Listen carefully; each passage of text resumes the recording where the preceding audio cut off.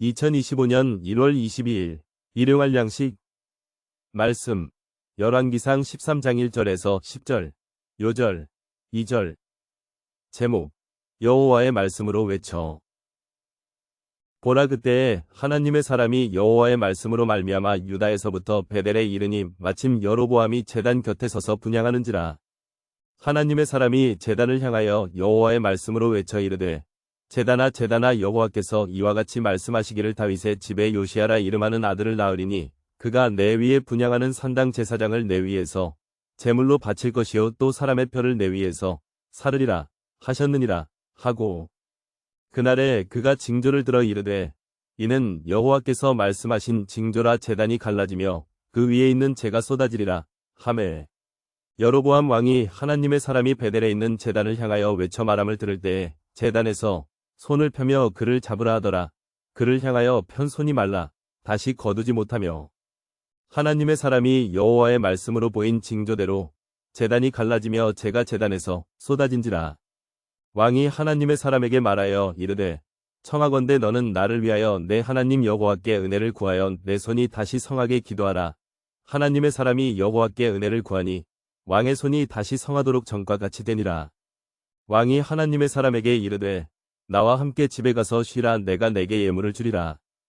하나님의 사람이 왕께 대답하되 왕께서 왕의 집 절반을 내게 준다 할지라도 나는 왕과 함께 들어가지도 아니하고 이곳에서는 떡도 먹지 아니하고 물도 마시지 아니하리니 이는 곧 여호와의 말씀이 내게 명령하여 이르시기를 떡도 먹지 말며 물도 마시지 말고 왔던 길로 되돌아가지 말라 하셨음이니이다 하고 이에 다른 길로 가고 자기가 베델에 오던 길로 되돌아가지도 아니하니라.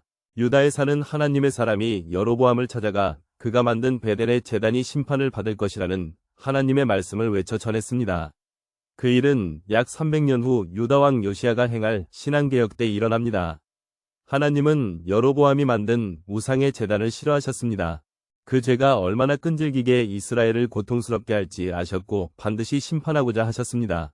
그런데 베델에 하나님의 사람을 보내 이를 알리신 것은 여로보암이 말씀을 듣고 회개하기를 원하신 것입니다. 여로보암이 완악한 마음으로 하나님의 사람을 잡고자 할 때 그가 편손이 마르고 제단이 갈라짐으로 말씀의 진실함을 보이셨습니다.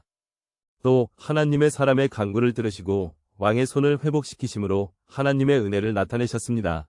하나님은 여로보암의 죄를 미워하시지만 그에게 말씀의 종을 보내 회개의 메시지를 전하고 그가 구할 때 은혜도 베푸셨습니다. 하나님의 사랑은 죄인을 오래 참고 감당하는 마음 아픈 사랑입니다. 한편 하나님의 사람은 자기 집에 와서 먹고 쉬고 선물도 받아 가라는 왕의 초청을 거절했습니다. 여호와의 말씀을 지키기 위해서였습니다. 유다에서 베델까지 와서 말씀을 전한 것도 아무것도 먹지 말고 다른 길로 돌아가는 것도 하나님의 말씀을 따르기 위함이었습니다.